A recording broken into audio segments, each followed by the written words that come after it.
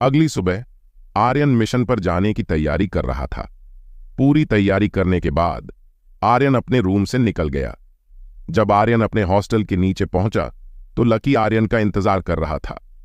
आर्यन को देखकर लकी ने अपना हाथ उठाकर हिलाया। आर्यन लकी को देखकर उसके पास पहुंच गया। जैसे आर्यन लकी के पास पहुंचा, लकी ने कहा, क्या मिशन की पूरी तैयारी कर ली है? हाँ, कर ली है। क्या तुमने काला पर्वत की पूरी जानकारी निकाल लिया है कि वहां कैसे पहुंचा जाए? आर्यन ने कहा, हाँ, मैंने एक नक्शा एकेडमी से लिया है जो हमें काला पर्वत तक पहुंचा देगा। इतना बोलकर लकी ने अपने बैग से एक नक्शा निकाला जो काफी पुराना लग रहा था। क्या यह नक्शा सही है? आर्यन ने लकी से पूछा। हाँ, यह बिल्कुल सही है, मैंने कंफर्म कर लिया है, लकी ने जवाब दिया। तो फिर कैसे चलना है? आर्यन ने पूछा। पहले हम स्टेशन चलते हैं, पहले यहां से बाहर निकलते हैं, फिर इस दुनिया से बाहर पहुंचकर निर्णय करेंगे कि कैसे पहुंचना है। काला पर्वत पर, लकी ने जवाब दिया। तो फिर चलो चलते हैं। इतना बोलकर आर्यन लकी के साथ एकेडमी के गेट की ओर निकल गया, जहां से उन दोनों को गाड़ी लेकर स्टेशन के लिए निकलना था। आर्यन आज अपने मिशन पर जा रहा था, इसलिए वो बहुत खुश था। कुछ ही समय में आर्यन और लकी एकेडमी के गेट पर पहुंच गए। वहां से उन दोनों ने एक गाड़ी की और निकल पड़े स्टेशन की ओर। रास्ते में जाते वक्त आर्यन ने लकी से पूछा, लकी, तुम अब तक कितने मिशन पर जा चुके हो? मैं जब एकेडमी में था 2 साल पहले, तब तक मैंने 10 मिशन कंप्लीट किया था और करीब 5 या 6 मिशन कंप्लीट नहीं हो पाया था, लकी ने जवाब दिया। तब तो तुम्हें काफी अनुभव होगा मिशन का, आर्यन ने कहा। हाँ, वो तो है, तुमसे ज्यादा तो है अनुभव मेरे पास, लकी मुस्कुराते हुए बोला। कुछ ही देर में आर्यन और लकी रेलवे स्टेशन पहुंच गए। गाड़ी से उतरकर स्टेशन के अंदर चले गए। स्टेशन के अंदर पहुंचते ही आर्यन ने लकी से पूछा, तो हमें कहां चलना है? हमें गोंडा गांव स्टेशन पहुंचना होगा क्योंकि काला पर्वत उसी गांव के नजदीक है, लकी ने जवाब दिया। तो कितने दिन लगेंगे हमें जाने में और किस प्लेटफॉर्म से गाड़ी मिलेगी? आर्यन ने पूछा। हमें प्लेटफॉर्म नंबर 4 से गाड़ी मिलेगी, चलो चलते हैं प्लेटफॉर्म नंबर 4 पर, लकी ने जवाब दिया।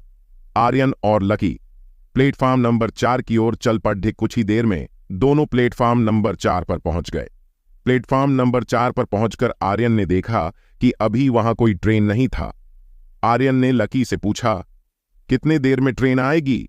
आधे घंटे में ट्रेन प्लेटफॉर्म पर आ जाएगी, लकी ने जवाब दिया। दोनों ट्रेन का इंतजार कर रहे थे। लगभग आधे घंटे बाद ट्रेन आ गई। ट्रेन के आते ही आर्यन और लकी गाड़ी में बैठ गए। लगभग आधे घंटे तक ट्रेन प्लेटफॉर्म पर रुकी। उसके बाद ट्रेन चल पड़ी। आर्यन और लकी ने एक एक सीट ले ली और बैठ गया। तो लकी, हमें वहां तक पहुंचने में कितना समय लगेगा? आर्यन ने पूछा।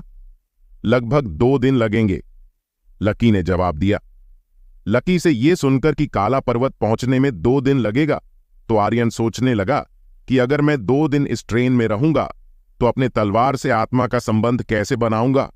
आर्यन ट्रेन में आयामी द्वार नहीं खोल सकता है। अगर उसमें सिर्फ लकी होता तो आर्यन आयामी द्वार को खोल देता, लेकिन उस डब्बे में बहुत सारे लोग थे और आर्यन अपने राज लोगों के सामने नहीं खोल सकता था। आर्यन को सोचते देखकर लकी बोला, आर्यन, क्या सोच रहे हो? कुछ नहीं, तुम कुछ नहीं कर पाओगे, आर्यन बोला। अरे बताओ तो शायद मैं कुछ मदद कर पाऊंगा, लकी ने कहा। तुम तो जानते हो कि अपने नए तलवार से आत्मा का संबंध बनाने के लिए हर रोज उस तलवार पर खून गिराना होता है और ये सब मैं यहां नहीं कर सकता, आर्यन ने जवाब दिया। बस इतनी सी बात है, चलो मेरे साथ, तुम्हें कुछ दिखता हूं, आओ, लकी ने कहा। लकी की बात सुनकर आर्यन आश्चर्य में लकी को देखने लगा और उसके पीछे पीछे चल पड़ी रहा। कुछ ही देर में आर्यन और लकी एक बोगी में ले गया। जब आर्यन ने उस बोगी में प्रवेश किया तो आर्यन ने देखा कि उस बोगी में छोटे छोटे कंपार्टमेंट बने हुए थे। ये सब देखकर आर्यन बोला, लकी, हमारे पास तो इसका टिकट नहीं है। आर्यन, ये कंपार्टमेंट लोगों के बैठने के लिए नहीं है, सिर्फ ध्यान करने लिए है। अगर कोई आदमी लंबे सफर के लिए कहीं जा रहा है तो वो यहां आकर ध्यान कर सकता है, लेकिन एक कंपार्टमेंट में सिर्फ एक आदमी जाएगा। तो चलो चलकर देखते हैं कौन सा कंपार्टमेंट खाली है, लकी ने कहा। अभी रहने दो, हम शाम में आएंगे और रात भर ध्यान करेंगे, आर्यन ने कहा। ठीक है, चलो चलते हैं अपने सीट पर। इतना बोलकर लकी उस कंपार्टमेंट से निकलकर अपने सीट पर आ गया।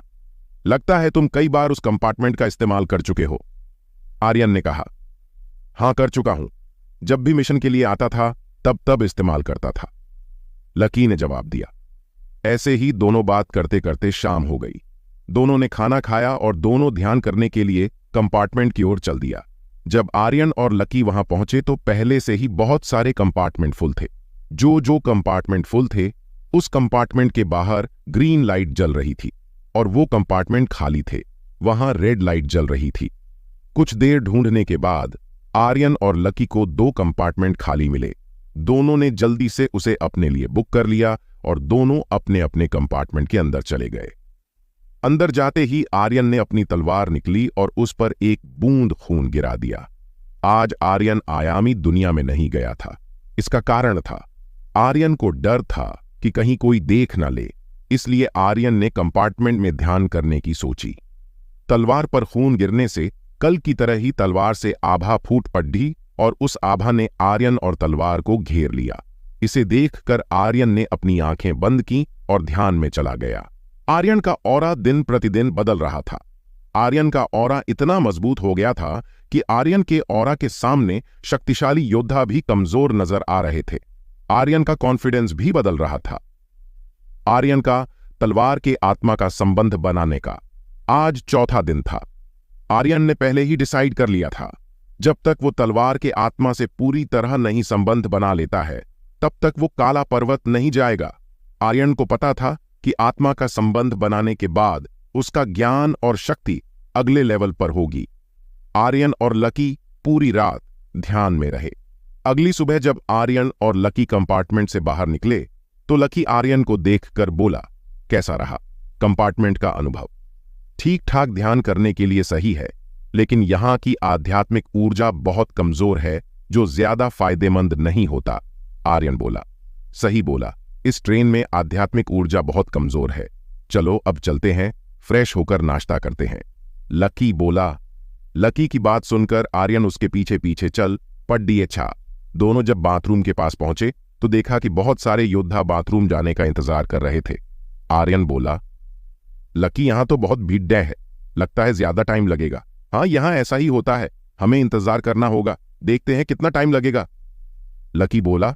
दोनों इंतजार करने लगे, तभी वहां एक मोटा हट्टा कट्टा आदमी आया और आर्यन से बोला, बच्चे पीछे हट, यहां मैं खड़ी डीहा होऊंगा, तुम मेरे पीछे रहोगे। उस आदमी को देखकर लग रहा था कि उसे अपने आप पर कुछ ज्यादा ही घमंड है और वहां उसकी नजरों में आर्यन सबसे कमजोर, क्योंकि बाकियों की तरह वो भी आर्यन के शक्ति को महसूस नहीं कर पा रहा था, इसलिए उसने आर्यन को एक कमजोर बच्चा समझ लिया था। उस आदमी को अपने सामने आकर खड़ी डीडा होता देखकर आर्यन बोला, अंकल जी, ये जगह मेरी है, आप पीछे जाओ, किसी के जगह पर आकर ऐसे खड्डीडे हो जाना अच्छी बात नहीं है। आर्यन की बात सुनकर वो आदमी गुस्से बोला, तू जानता है मैं कौन हूं, मेरी शक्ति क्या है, अभी तुझे बाहर फेंक दूंगा। आर्यन कुछ बोलने ही वाला था कि पीछे से लकी, आर्यन चुप हो जा, देख नहीं रहा, ये आदमी कितना शक्तिशाली है। लकी की बात उस आदमी ने सुन ली और हंसते हुए बोला, तुम्हारा ये दोस्त समझदार है, मान ले अपने दोस्त की बात और चुपचाप पीछे खड़े रहे। उस आदमी की बात सुनकर आर्यन बोला, माफ कीजिएगा अंकल, लेकिन मैं तो अपनी जगह से नहीं हटूंगा, आप पीछे जाएंगे। वो हट्टा कट्टा आदमी गुस्से में बोला, बच्चे तू बहुत दुस्साहसी है, लगता है जीने की इच्छा नहीं बाकी है तुझमें। उस आदमी की बात सुनकर आर्यन हंसते हुए बोला, नहीं अंकल, मुझमें अभी जीने की इच्छा बहुत बाकी है, लगता है आपकी जीने की इच्छा खत्म हो गई है। उन दोनों की बहस को सुनकर बहुत सारे लोग वहां उन दोनों के बहस को देखने लगे थे। उसी भीड़ से एक आदमी बोला, लगता है ये बच्चा मरना चाहता है, एक तो इसके पास शक्ति स्तर नहीं है और ये इतने शक्तिशाली इंसान से लड़ने चला है। उस आदमी की बात सुनकर भीड़ में उसके बगल में खद्दा आदमी बोला, नहीं लगता ये लड्ड बेवकूफ है, हो सकता है इसके पीछे कोई ताकतवर इंसान खद्दा हो जिसके दम पर यह उछल रहा हो। पहला आदमी बोला, तुम सही बोल रहे हो, अगर ऐसा हुआ तो ये आदमी खतरे में पड़ जाएगा। बहुत सारी बातें भीड़ में चल रही थीं। दूसरी ओर लकी परेशान था। वो समझ नहीं पा रहा था कि आर्यन इस आदमी से पंगा क्यों ले रहा है। लकी इस बात से अनजान था कि जब से आर्यन ने तलवार से आत्मा का संबंध बनाना शुरू किया है, उसे बैटल गॉड की बहुत सारा युद्ध का ज्ञान अनुभव उसे मिला। आर्यन ने लगभग आधा ज्ञान अपने अंदर समाहित कर लिया है। अब आर्यन उस ज्ञान की सहायता से अपने से शक्तिशाली योद्धा को हरा सकता था। लकी आर्यन को रोकने की कोशिश कर रहा था। इसी बीच भी हट्टा कट्टा आदमी आर्यन को कमजोर समझकर एक नॉर्मल मुक्का आर्यन पर मार दिया। ये देखकर लकी ने अपनी आंखें बंद कर लीं। जब कुछ देर तक आर्यन की चीख लकी को सुनाई नहीं दी तो उसने धीरे धीरे अपनी आंखें खोलीं। आंखें खोलते ही जो उसने देखा वो देखकर हक्का बक्का रहा गया। भीड़ में खड़े लोग भी हक्के बक्के थे कि आखिर आर्यन ने ये किया कैसे। असल में हुआ ये था कि जब उस आदमी ने अपना मुक्का आर्यन पर चलाया था तब आर्यन ने उसके मुक्के के बड्ढी आसानी से पकड़ लिया था। उस आदमी बहुत ताकत लगाई, फिर भी वो आर्यन से अपने मुक्के का छुद्दा नहीं पाया।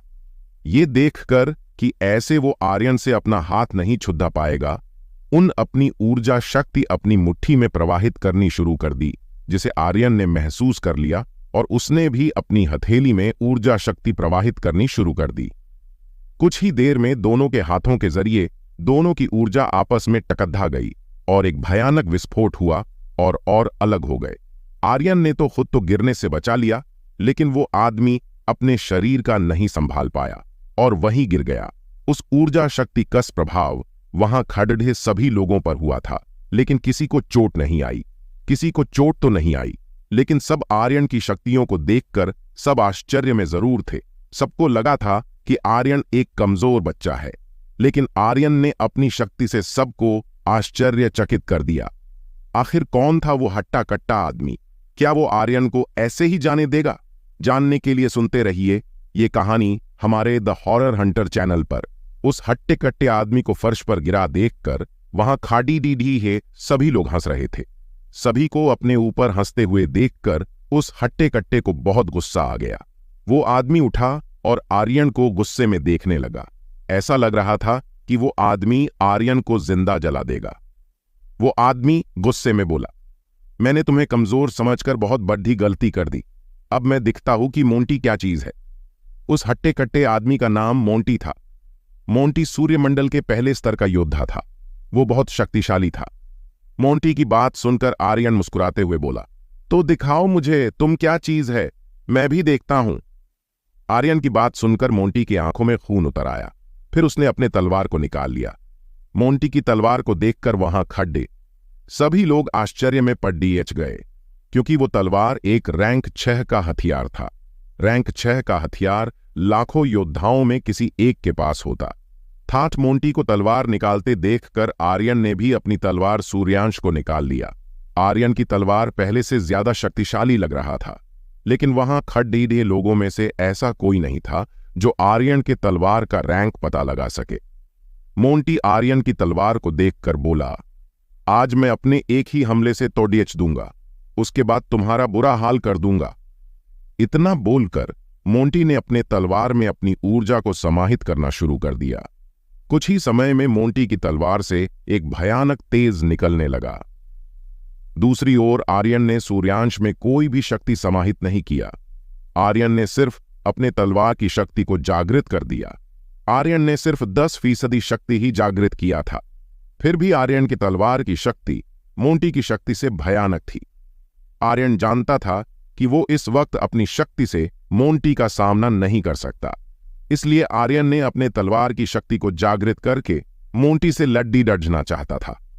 जैसे ही दोनों हमला करने के लिए तैयार हुए ही थे, तभी वहां एक रेलवे ऑफिसर आ गया और जोर से बोला, रुक जाओ तुम दोनों, अब लड्डी डजना बंद करो तुम दोनों।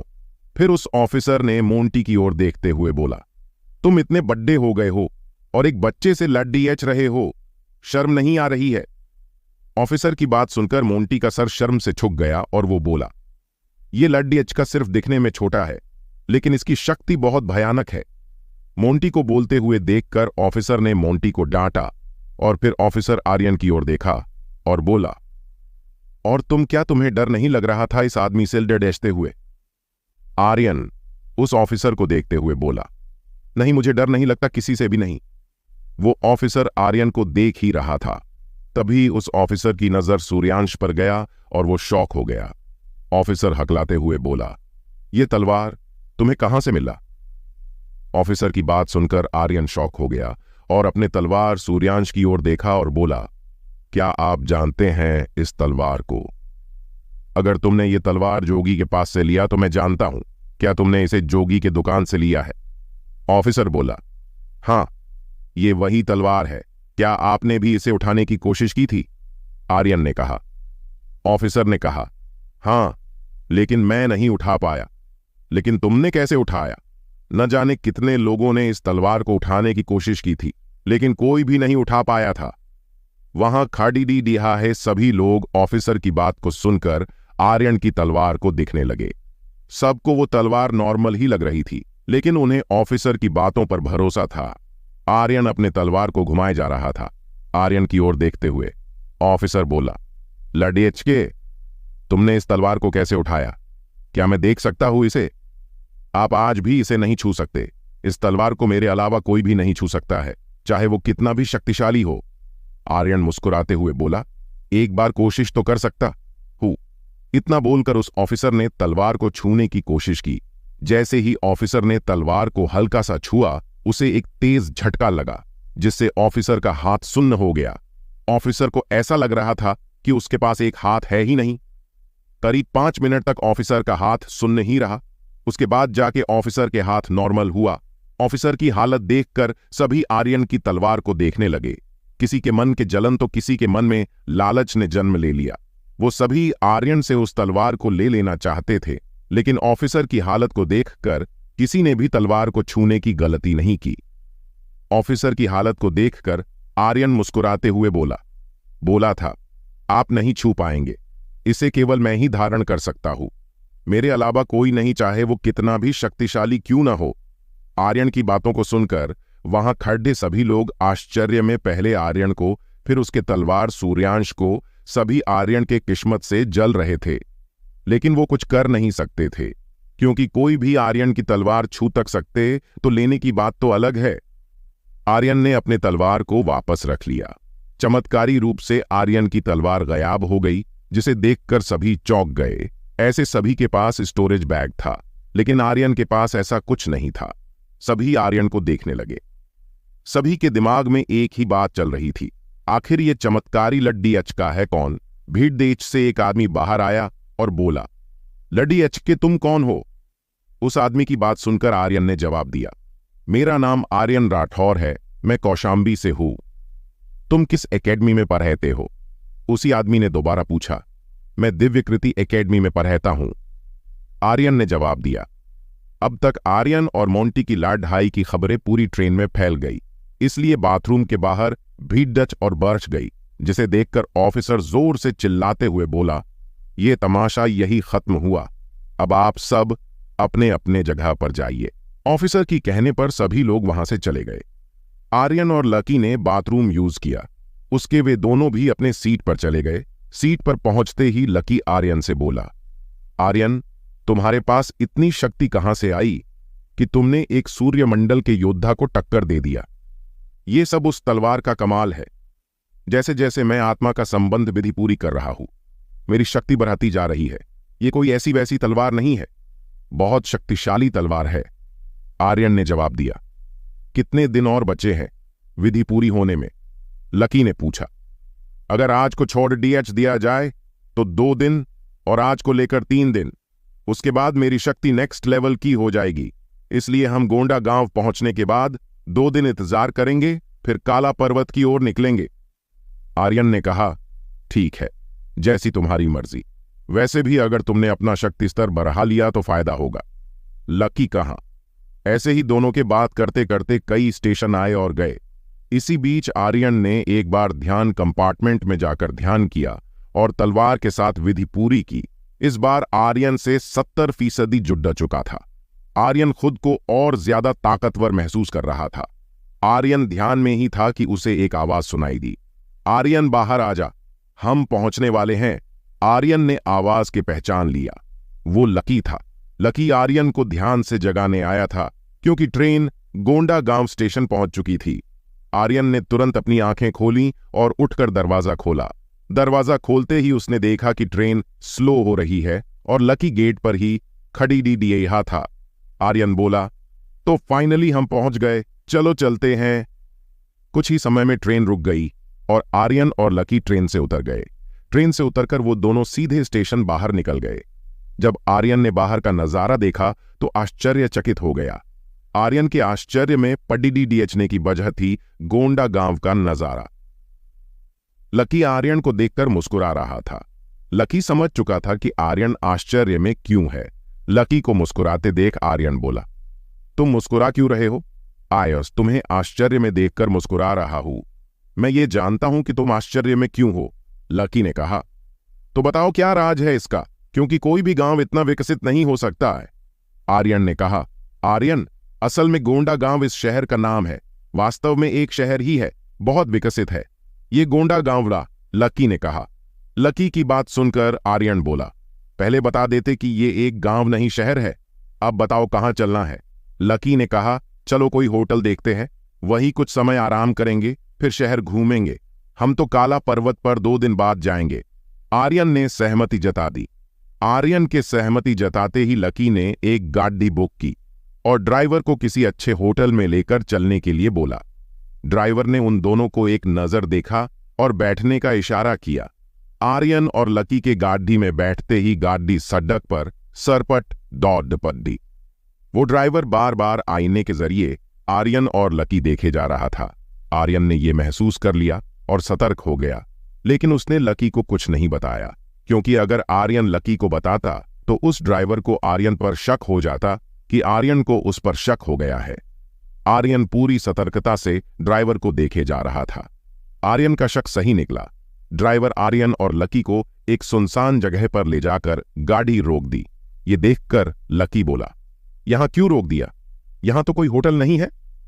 लकी ने इतना बोला ही था कि उस ड्राइवर ने अपनी तलवार निकाल ली और आर्यन और लकी पर तानते हुआ बोला, गाड़ी ने बाहर निकालो और जो भी तुम्हारे पास है वो सब मुझे दे दो। ड्राइवर की बात सुनकर लकी शॉक हो गया और ड्राइवर की ओर देखा, फिर आर्यन की ओर। जब लकी ने आर्यन को मुस्कुराते हुए देखा तो लकी बोला, हमें लुटा जा रहा है और तुम मुस्कुरा रहे हो। मुझे रास्ते में ही शक हो गया था कि ये हमें होटल नहीं लेकर जाएगा, आर्यन ने कहा। आर्यन की बात सुनकर ड्राइवर और लकी दोनों आश्चर्य में पड़ीडीडीएच गए। लकी गुस्से में बोला, अगर तुम्हें मालूम हो गया था तो मुझे बताया क्यों नहीं? अब हम फंस गए ना, अब क्या करें? आर्यन कुछ बोलता इससे पहले ड्राइवर बोला, तुम दोनों जल्दी से बाहर निकालो और अपना सारा कीमती सामान हमें दो, जल्दी नहीं तो मार दूंगा। आर्यन और लकी उस ड्राइवर को देखकर मुस्कुराने लगे और गाड़ी से उतर गए। ड्राइवर भी गाड़ी से बाहर निकल गया। फिर उस ड्राइवर ने दोनों पर तलवार तान दी और बोला, जब जल्दी से अपना स्टोरेज बैग मुझे दे दो, और नहीं दिया तो क्या करोगे? लकी मुस्कुराते हुए बोला, नहीं दिया तो मार डालूंगा।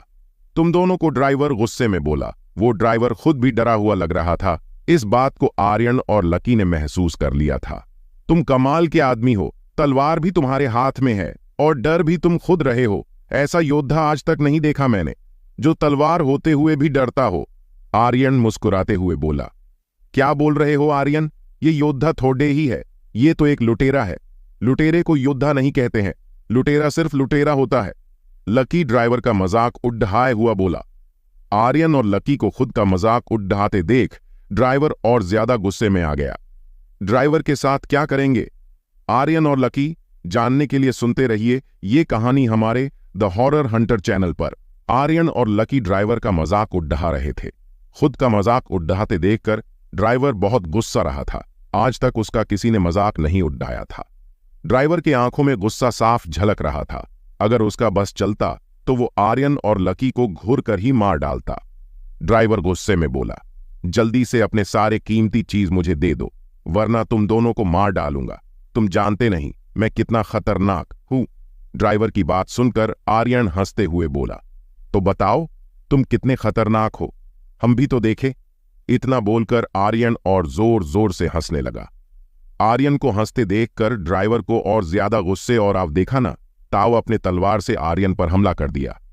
ड्राइवर को हमला करते देखकर आर्यन मुस्कुराया और ड्राइवर की तलवार को अपने हाथों से पकड़ डीएच लिया। ये देखकर वो ड्राइवर आश्चर्य में आर्यन को देखे जा रहा था। लकी भी आर्यन को देखकर देखे जा रहा था।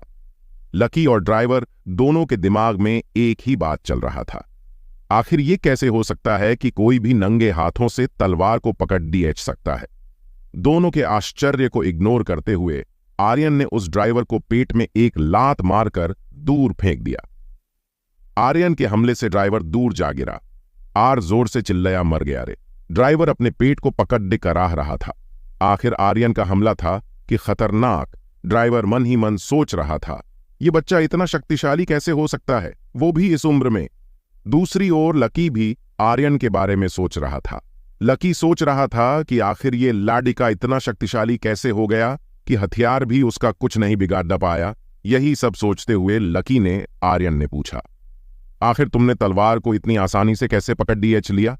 कोई भी कितना भी शक्तिशाली हो, हथियार के घाव से नहीं बच सकता है। बताओ कैसे किया तुमने? शायद तुम भूल रहे हो लकी, मेरे पास हीलिंग पावर है जो मेरे किसी भी घाव को भर सकता है। इसके तलवार से घाव तो हुआ, लेकिन तुरंत ठीक भी हो गया, आर्यन ने जवाब दिया। आर्यन और लकी की बात सुनकर ड्राइवर आश्चर्य में आंखें फाड़े दोनों को देखे जा रहा था। सबसे बड़ा आश्चर्य उसे इस बात पर हुआ कि आर्यन के पास हीलिंग पावर है, क्योंकि बहुत कम योद्धा हीलिंग पावर को प्राप्त कर पाते थे। इसलिए इस दुनिया में हीलर का बहुत सम्मान था। एक हीलर किसी भी योद्धा के अंदरूनी घाव, चोट, बीमारी को अपने शक्तियों से ठीक कर सकता था। ऐसा तो डॉक्टर भी कर सकते थे, लेकिन उनका प्रोसेस लंबा होता था। लेकिन हीलर कम समय में सब कुछ ठीक कर सकता था। एक हीलर जहां भी जाता उसे सम्मान मिलता था। एक हीलर के तरह की शक्तिशाली गोलियां भी बना सकता था, लेकिन आर्यन अभी ऐसा नहीं कर सकता था। एक तो आर्यन ने पास कोई विधि नहीं थी, दूसरा आर्यन अभी हीलिंग पावर के दूसरे स्तर पर था और गोली बनाने के लिए तीसरा स्तर होना जरूरी होता है। आर्यन के हीलर होने की बात सुनकर उस ड्राइवर ने आर्यन के पैर पकड़ डीडीएच लिए। ये देखकर आर्यन चौंक गया और बोला, ये तुम क्या कर रहे हो? छोड़ दो, मुझे छोड़ दो। आर्यन के पैर पकड़े हुए ड्राइवर रोते हुए बोला, क्या आप एक हीलर हैं? प्लीज मेरी बेटी को ठीक कर दीजिए। ड्राइवर को रोते हुए देखकर आर्यन बोला, पहले तुम उठो और बोलो, क्या हुआ तुम्हारी बेटी को और तुम ऐसे लोगों को लूट क्यों रहे हो? आर्यन की बात सुनकर ड्राइवर रोते हुए बोला, मेरी बेटी बहुत बीमार है। इस गाड़ी की कमाई से मैं अपनी बेटी का इलाज नहीं करवा पा रहा हूं, क्योंकि कोई भी डॉक्टर उसका इलाज नहीं कर पाया। इसलिए अब मैं पैसे इकट्ठा कर रहा हूं ताकि कोई हीलर ढूंढ सकूं अपनी बेटी के इलाज के लिए। यह सब ड्राइवर रोते रोते बोल रहा था। ड्राइवर की बात सुनकर आर्यन बोला, क्या हुआ है तुम्हारी बेटी को, बताओ मुझे। आर्यन की बात सुनकर ड्राइवर आर्यन के पैर छोड़ डाकर खदहाहा हो गया और बोला, मेरी बेटी 18 साल की है। एक बार उसकी लड़ाई एक लड्ढाचकी से हो गई। वो लड्ढाचकी बहुत शक्तिशाली थी। उस लड्ढाचकी ने मेरी बेटी को बुरी तरह घायल कर दी थी। मेरी बेटी मौत के नजदीक पहुंच गई थी, लेकिन जल्दी से हॉस्पिटल ले जाने के कारण उसकी जान बच गई। लेकिन वो अभी भी कोमा में है। कोई भी डॉक्टर होश में नहीं ला पा रहा है। ड्राइवर की बात सुनकर आर्यन ने पूछा, डॉक्टर ने क्या कहा कि क्या हुआ है तुम्हारी बेटी को जिसकी वजह से वो होश में नहीं आ रही है? डॉक्टर ने बोला है कि मेरी बेटी पर किसी ऐसी शक्ति का प्रयोग किया है जो किसी इंसान को जिंदा तो रखता है, लेकिन इंसान पूरी तरह कोमा में चला जाता है। उसका दिमाग काम नहीं पाता है। ड्राइवर ने जवाब दिया, देखो मैं तुम्हारी मदद करूंगा, लेकिन वादा नहीं कर सकता कि मैं तुम्हारी बेटी को ठीक कर ही दूंगा, क्योंकि अभी मैं दूसरे स्तर का हीलर उपिन। आर्यन बोला। कुछ देर चुप रहने के बाद आर्यन फिर बोला, लेकिन एक बात का ध्यान रखना, अगर तुम्हारी बात झूठी निकली तो मैं तुम्हें मार डालूंगा, माफ नहीं करूंगा। आर्यन की बात सुनकर ड्राइवर खुश होते हुए बोला, जी, अगर मेरी बात झूठ निकली तो मुझे मार डालना, मैं कुछ नहीं बोलूंगा। ड्राइवर ने आर्यन और लकी को फिर से गाड़ी में बैठाया और अपने घर की ओर ले गया। कुछ ही देर में गाड़ी एक छोटे से घर के सामने रुकी। तीनों गाड़ी से उतरे। ड्राइवर आर्यन और लकी को घर के अंदर ले गया। घर के आंगन में एक मिडिल एज औरत बैठी थी। ड्राइवर को देखकर वो औरत बोली, आज आप बहुत जल्दी आ गए, क्या कोई सवारी नहीं मिली? वो औरत बोल ही रही थी, तभी उस औरत की नजर आर्यन और लकी पर पड़ ही आर्यन और लकी को देखकर वो औरत बोली, ये दोनों कौन हैं और आप इन दोनों को अपने घर क्यों लाए हैं? उस औरत की बात सुनकर ड्राइवर तीनों का परिचय कराते हुए बोला, ये आर्यन है, ये एक हीलर है और ये लकी है उनके दोस्त। फिर आर्यन को देखते हुए ड्राइवर बोला, ये मेरी वाइफ है। आर्यन और लकी ने ड्राइवर की वाइफ का अभिवादन किया। ड्राइवर की वाइफ आश्चर्य में आर्यन और लकी देखे जा रही थी। उसे विश्वास ही नहीं हो रहा था, इतनी कम उम्र का हीलर। तभी आर्यन और लकी की आवाज सुनकर होश में आई और दोनों का अभिवादन किया।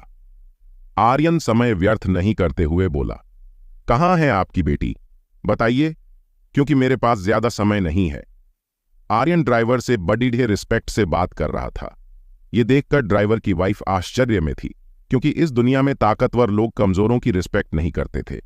वो आर्यन को देखे जा रही थी। तभी ड्राइवर की वाइफ को होश आया।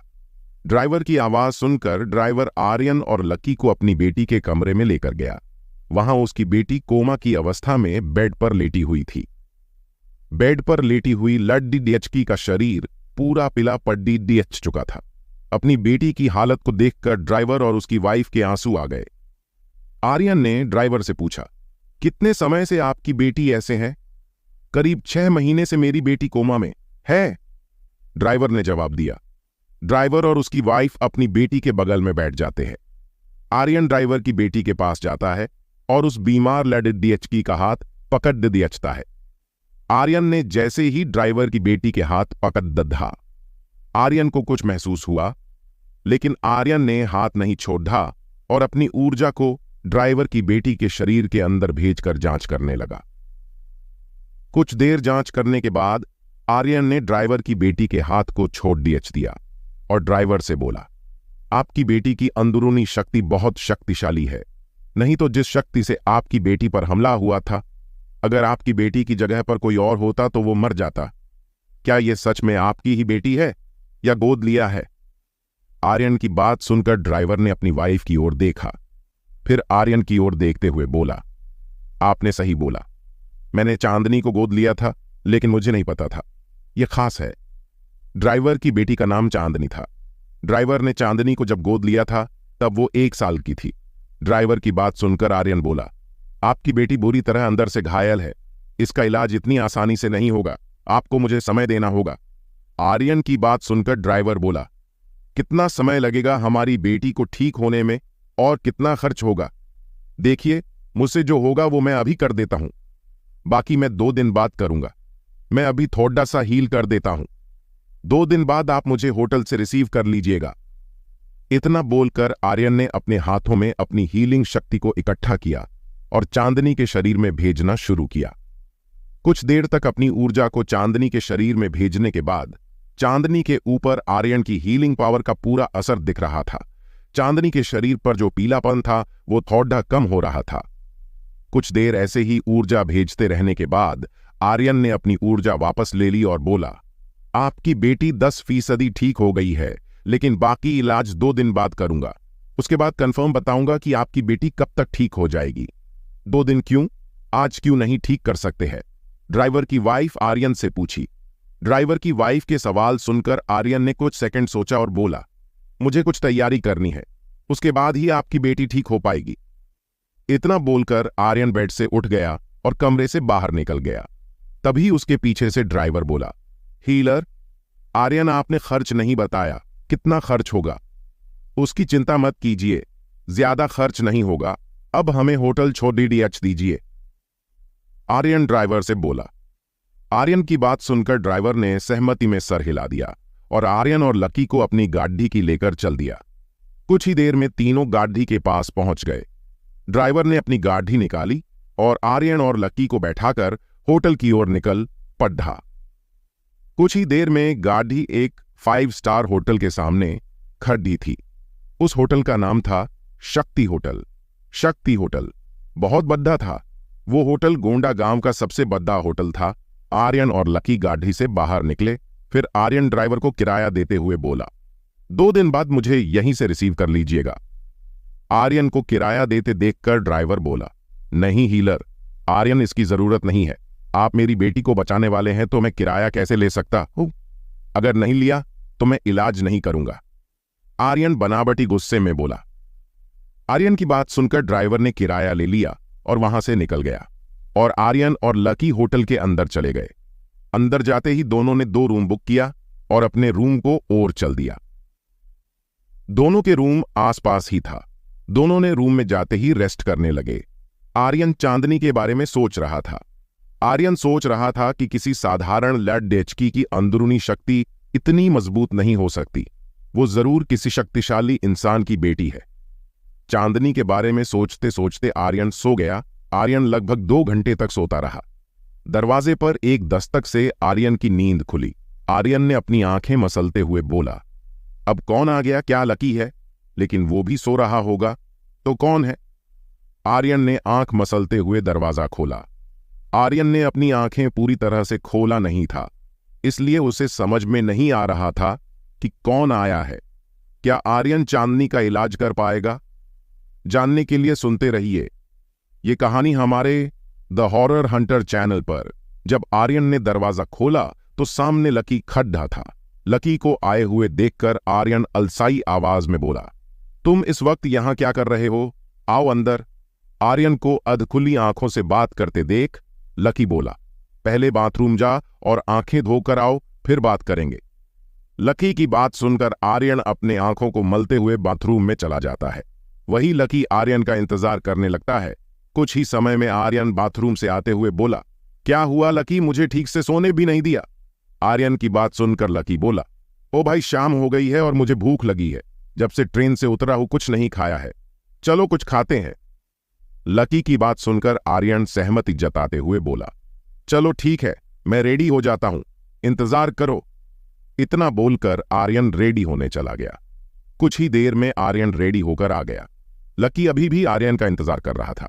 आर्यन को देखकर लकी गेट की ओर चल दिया। दोनों ने होटल के रेस्टोरेंट में ही खाना खाया। खाना खाने के बाद आर्यन बोला, चलो थोड़ा शहर घूम लेते हैं। क्या तुम पहले आ चुके हो यहां? दया, नहीं, मैं भी पहली बार आया हूं। चलो पहले मार्केट घूम लेते हैं, शायद वहां से काला पर्वत की कोई जानकारी मिल जाए। लकी ने कहा, हां चलो चलते हैं, देखते हैं मार्केट में कुछ खास है कि नहीं। अगर कुछ खास मिल गए तो अच्छा रहेगा, आर्यन ने कहा। दोनों के सहमत होते ही आर्यन और लकी मार्केट की निकल पड़ी पीछे। इस बार आर्यन और लकी ने कोई गाड़ी नहीं बुक नहीं किया और दोनों ऐसे ही निकल गए। आर्यन और लकी चलते चलते शहर के सबसे बड़े मार्केट पहुंच गए। आर्यन और लकी मार्केट घूमने लगे, तभी आर्यन की नजर एक बड्ढे से हथियार और जड्डी बूटी की दुकान पर पड़ी। आर्यन लकी ने बोला, चलो चलते हैं इस दुकान में। लकी दुकान की ओर देखता है और आर्यन के पीछे पीछे चल पड़ा। दुकान में पहुंचकर आर्यन और लकी इधर उधर देखने लगते हैं। तभी वहां दुकान का एक कर्मचारी आर्यन और लकी के पास आया और बोला, क्या चाहिए तुम दोनों को? कर्मचारी की बात सुनकर आर्यन कर्मचारी को एक लिस्ट देते हुए बोला, मुझे ये सारी जड्डी बूटी चाहिए। आर्यन ने जो लिस्ट कर्मचारी को दिया उसमें 5 जड्डी बूटियों के नाम लिखे हुए थे। कर्मचारी ने एक बार लिस्ट देखा, फिर आर्यन को देखते हुए बोला, चलो मेरे साथ। आर्यन और लकी कर्मचारी के पीछे पीछे चल पड़े। उस कर्मचारी ने आर्यन और लकी को दुकान के दूसरे मंजिल पर ले गया। उस मंजिल पर हर जगह सिर्फ जड्डी बूटियां ही थीं। कर्मचारी आर्यन और लकी को एक काउंटर पर ले गया और बोला, तुम दोनों इंतजार करो, मैं जड्डी बूटी लेकर आता हूं। तब तक कुछ और जड्डी बूटियां देख लो, शायद कुछ पसंद आ जाए। कर्मचारी की बात सुनकर आर्यन और लकी दुकान में इधर उधर देखने लगे, लेकिन आर्यन और लकी को अभी जरूरत की कोई चीज नहीं दिखी। लगभग आधे घंटे बाद वो कर्मचारी लौट आया। उसके हाथ में कुछ थैले थे। उस थैले को लेकर कर्मचारी सीधे काउंटर पर पहुंचा और बिलिंग करवाई। बिलिंग हो जाने के बाद आर्यन ने बिल पे किया और जड्डी बूटी लिया और दूसरे मंजिल से नीचे आने लगे। नीचे आते वक्त आर्यन ने लकी से पूछा, क्या तुम्हें कुछ चाहिए तो देख लो, शायद कोई हथियार तुम्हें पसंद आ जाए। आर्यन की बात सुनकर लकी ने मना करते हुए बोला, नहीं भाई, मुझे कुछ नहीं चाहिए, चलो चलते हैं। तुम किस रैंक की तलवार इस्तेमाल करते हो? आर्यन ने लकी से पूछा। मेरे पास रैंक 4 की तलवार है, वो मुझे दुर्जय ने दिया था जब मैं उसके लिए काम करता था, लकी ने जवाब दिया। रैंक 4 की तलवार लगभग हर किसी के पास होता था। आर्यन ये जानता था। आर्यन लकी से बोला, चलो कुछ नए हथियार देखते हैं। आर्यन की बात को लकी मना नहीं कर पाया और सहमति में सर हिला दिया। लकी को सहमत होते देख आर्यन कर्मचारी से बोला, हमें हथियार दिखाने ले चलिए। आर्यन की बात सुनकर कर्मचारी खुश हो गया और बोला, चलिए। कर्मचारी आर्यन और लकी को फिर से ऊपर ले जाने लगा। इस बार कर्मचारी ने आर्यन और लकी को तीसरे मंजिल पर ले जाते हुए बोला, आप दोनों को किस रैंक का हथियार चाहिए? रैंक 4 से ऊपर के हथियार चाहिए, आर्यन ने जवाब दिया। कुछ ही समय में तीनों तीसरे मंजिल पर पहुंच गए। जब आर्यन और लकी तीसरे मंजिल पर पहुंचे तो दोनों ने देखा कि उस मंजिल पर कई कमरे बने हुए थे। हर कमरे पर नंबर लिखे हुए थे, जैसे रैंक 4, रैंक 5, 6। हर रैंक के कमरे में उसी रैंक के हथियार रखे हुए थे। आर्यन और लकी सीधे रैंक 5 के कमरे में चले गए। आर्यन और लकी ने देखा कि वहां हर तरह के हथियार रखे हुए थे। दोनों हथियार देखने लगे। कुछ देर तक देखने के बाद लकी को एक तलवार पसंद आया। था तो वो तलवार वहां रखे सभी तलवार की तरह ही, लेकिन लकी को जो तलवार पसंद आया था उसमें लकी को कुछ अलग शक्ति महसूस हुआ था। आर्यन ने जब लकी के हाथ से तलवार लेकर चलाया तो उसे भी पसंद आ गया। आर्यन बोला, ये तलवार बहुत अच्छा है। इस तलवार की प्रहारक क्षमता बाकी तलवारों से अधिक थी, क्योंकि ये तलवार एक अग्नि शक्ति वाले तिलस्मी पत्थर से बना था। अग्नि शक्ति और बिजली शक्ति वाले तिलस्मी जानवर को मारना मुश्किल होता था, क्योंकि उनका प्रहारक क्षमता अधिक था। इसलिए अग्नि शक्ति और बिजली शक्ति के तिलस्मी पत्थर का हथियार बहुत मुश्किल से मिलते थे। आर्यन लकी को तलवार देते हुए कर्मचारी से बोला, इस तलवार की क्या कीमत है? कर्मचारी तलवार को देखते हुए बोला, इस तलवार की कीमत 4000 कॉइन है। यह कीमत सुनकर लकी हिचकते हुआ बोला, क्या कुछ कम नहीं हो सकता है? कुछ ज्यादा कीमत है। लकी की बात सुनकर कर्मचारी बोला, नहीं, इस तलवार की कीमत कम नहीं होगी, क्योंकि ऐसी तलवार के लिए तिलस्मी पत्थर ढूंढना मुश्किल होता है। कर्मचारी की बात सुनकर लकी उदास हो गया और तलवार रखने लगा। आर्यन ने उस उदासी को देख लिया और बोला, दे दीजिए इस तलवार को। आर्यन की सुनकर लकी आर्यन को देखने लगा और कुछ बोलने ही वाला था कि आर्यन बोला, तुम इस तलवार की कीमत बाद में मुझ पे कर देना। आर्यन की बात सुनकर लकी बोला, थैंक्स आर्यन, इस तलवार के लिए मैं बहुत जल्दी इस तलवार के पैसे को चुका दूंगा। आर्यन ने रैंक 5 के कुछ तीर खरीदे जो सिल्वर रंग के थे। आर्यन को महसूस हुआ कि ये सभी तीर बहुत शक्तिशाली थे। आर्यन और लकी हथियार लेकर दुकान से निकल गए। लकी अपने नए तलवार को देख रहा था। वो बहुत खुश था। झड्डी बूटी और हथियार खरीदने के बाद आर्यन और लकी होटल की ओर निकल गए। होटल पहुंचते पहुंचते रात के 8 बज गए थे। रूम में पहुंचते ही आर्यन ने अपने स्टोरेज से कढ़ाई निकाल ली और अपने रूम के किचन में चला गया। सभी होटल के रूम में एक किचन था, ताकि योद्धा अपने अनुसार कोई औषधि लिक्विड तैयार कर सके। आर्यन किचन में जाता है और वहां रखे स्टोव को जला लेता है और अपनी कढ़ाई को उस पर चढ़ा देता है। कढ़ाई को स्टोव पर चढ़ाने के बाद आर्यन उस कढ़ाई में कुछ लिक्विड डालता है, वो भी एक औषधि थी। उसके बाद आर्यन धीरे धीरे जड्डी बूटियां कढ़ाई में डालने लगता है। कुछ ही समय में सारी जड्डी बूटी उस लिक्विड और आग की गर्मी के कारण चूर्ण बन जाती है।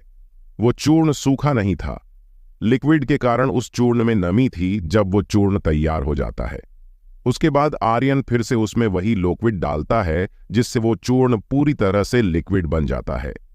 लकी बगल में खड़ीडियाहा होकर ये सब देख रहा था। आर्यन को दोबारा लिक्विड डालते देख उसने पूछा, आर्यन, इस औषधि को अगर लिक्विड ही बनाना था तो पहले ही अधिक मात्रा में लिक्विड डाल देते, बाद में क्यों डाला? अंदाजे के लिए इस लिक्विड का नाम है शक्ति तरल। इस औषधि को बनाने की सबसे महत्वपूर्ण बूटी। इस लिक्विड का इस्तेमाल जड़ी बूटी से बने चूर्ण की मात्रा पर किया जाता है। ज्यादा चूर्ण तो ज्यादा लिक्विड और कम चूर्ण तो कम लिक्विड, आर्यन ने जवाब दिया। लेकिन एक हीलर को तो मालूम होना चाहिए कि कितनी जड़ी बूटी से कितना चूर्ण बनेगा।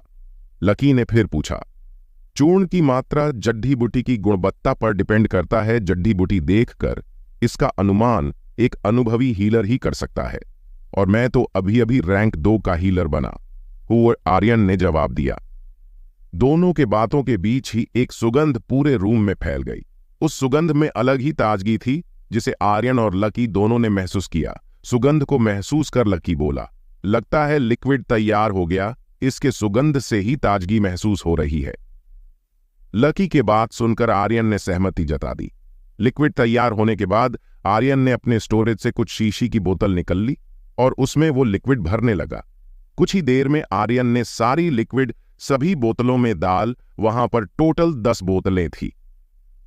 आर्यन 2 बोतल लकी को देते हुए बोला, आज रात बाथटब में पानी भरकर इस लिक्विड को उसमें डाल देना, उसके बाद रात भर उसी बाथटब में ध्यान करना, इससे तुम्हारे शक्ति स्तर में बढ़ोतरी होगी। आर्यन, इस लिक्विड का नाम क्या है? लकी ने बोतल लेते हुए पूछा। ये रैंक 2 की शक्ति लिक्विड है, आर्यन ने जवाब दिया। थोड़ी देर चुप रहने के बाद आर्यन फिर बोला, ये लिक्विड एक और काम करती है।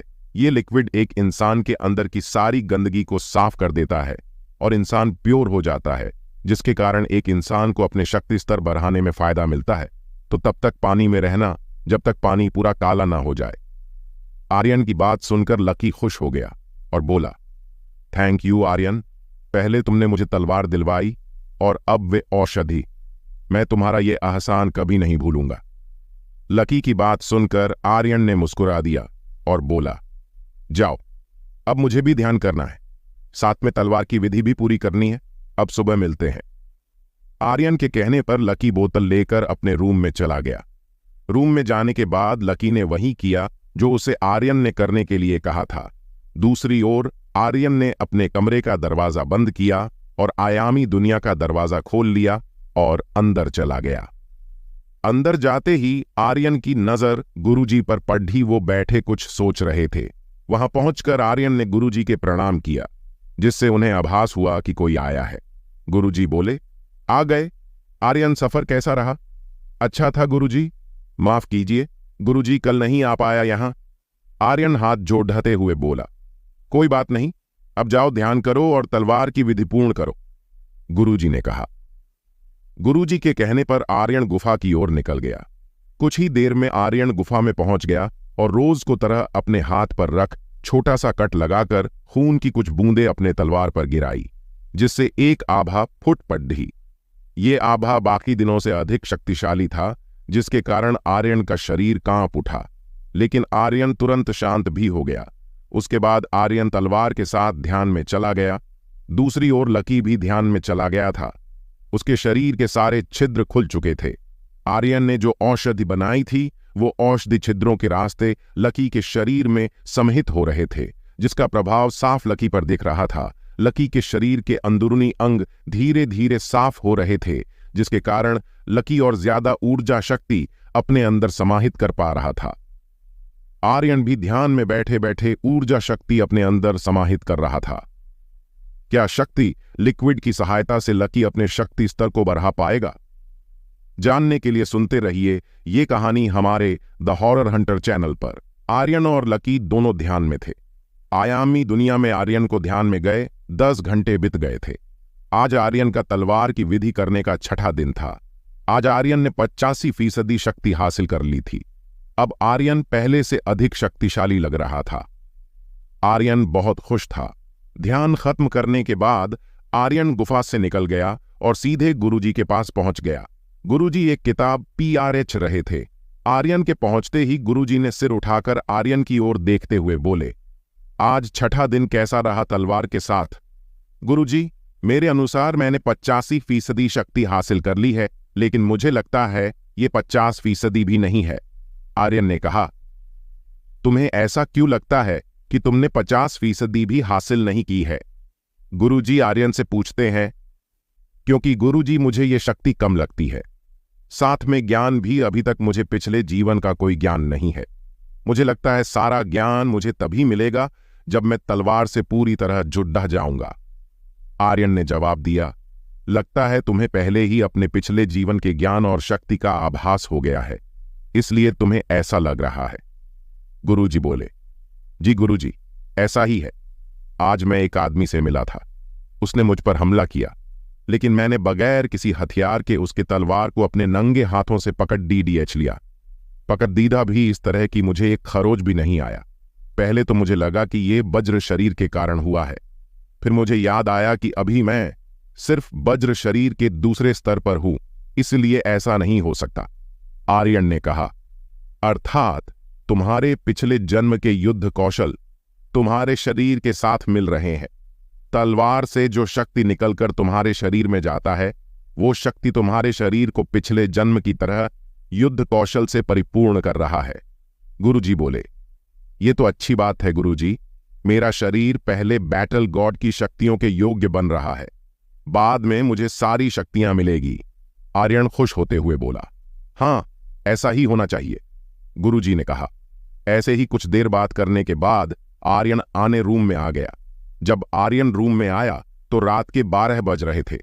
आर्यन सीधे बाथरूम के गया और बाथटब को पानी से भरने लगा। कुछ देर में पूरा बाथटब भर गया। उसके बाद आर्यन ने लिक्विड की एक शीशी निकाली और बाथटब में डाल दिया। लिक्विड को पानी में डालते ही पूरा पानी हरे रंग का हो गया।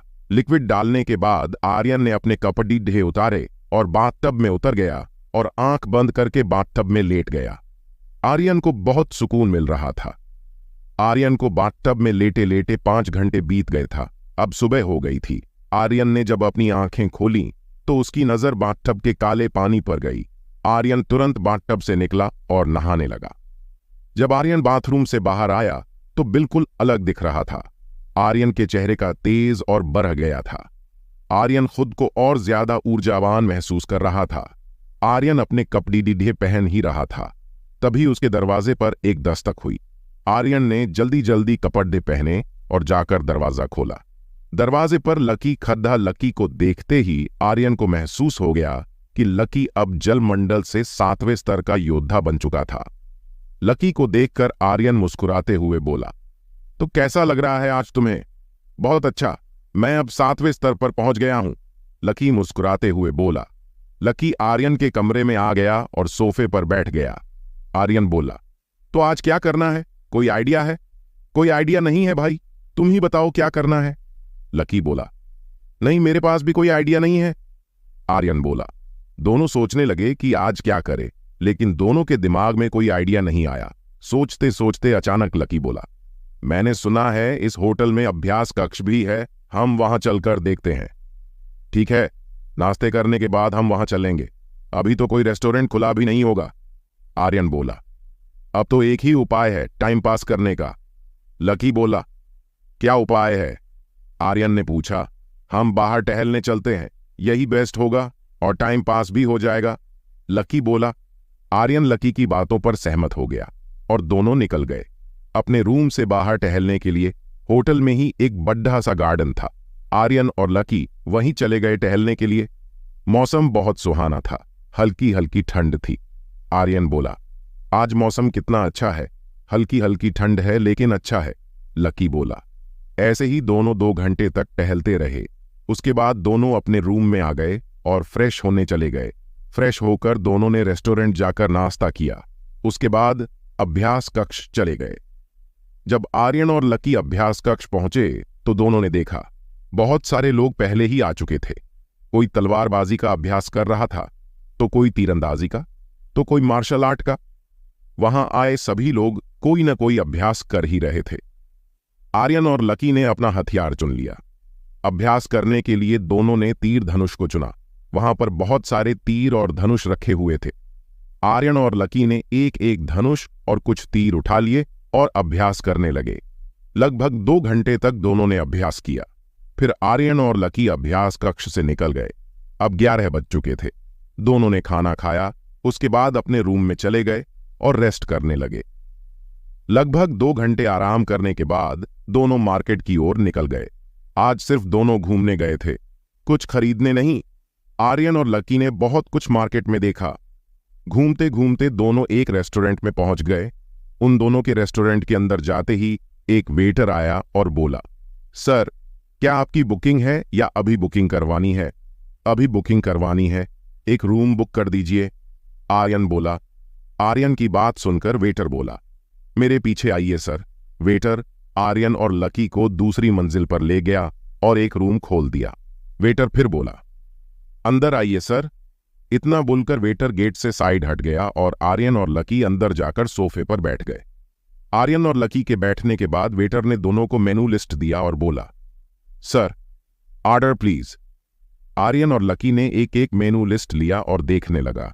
लगभग 5 मिनट देखने के बाद दोनों ने शुद्ध शाकाहारी खाना ऑर्डर किया।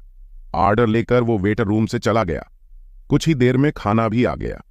खाने से अच्छी खुशबू आ रही थी, जिसके कारण दोनों के मुंह में पानी आ गया और वो जल्दी जल्दी खाने लगे। आर्यन और लकी खाना खा ही रहे थे, उसी वक्त रेस्टोरेंट में लड़कियों का एक ग्रुप अंदर आया, जिसे देखकर मैनेजर खुद उसे रिसीव करने गया। ऐसा लग रहा था ये सब किसी बड़े परिवार से थे। उनके चेहरे पर घमंड साफ दिख रहा था। मैनेजर बोला, मिस्टर राहुल, आप आइए, कहिए क्या सेवा करूं मैं आप लोगों की। उस ग्रुप का जो हेड था उसका नाम राहुल सिंह था।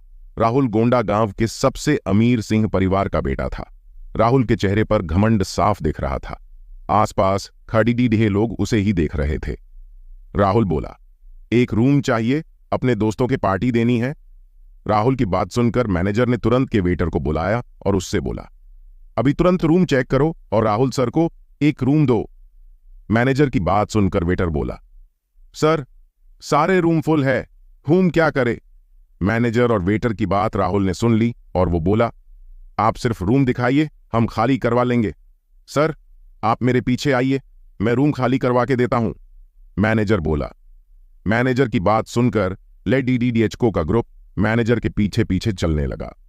कुछ ही समय में सभी एक रूम के सामने खड़ी डी है।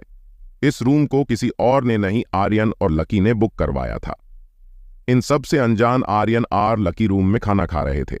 तभी दरवाजे पर दस्तक हुई। आर्यन को लगा वेटर होगा, इसलिए उसने बोला, आ जाइए।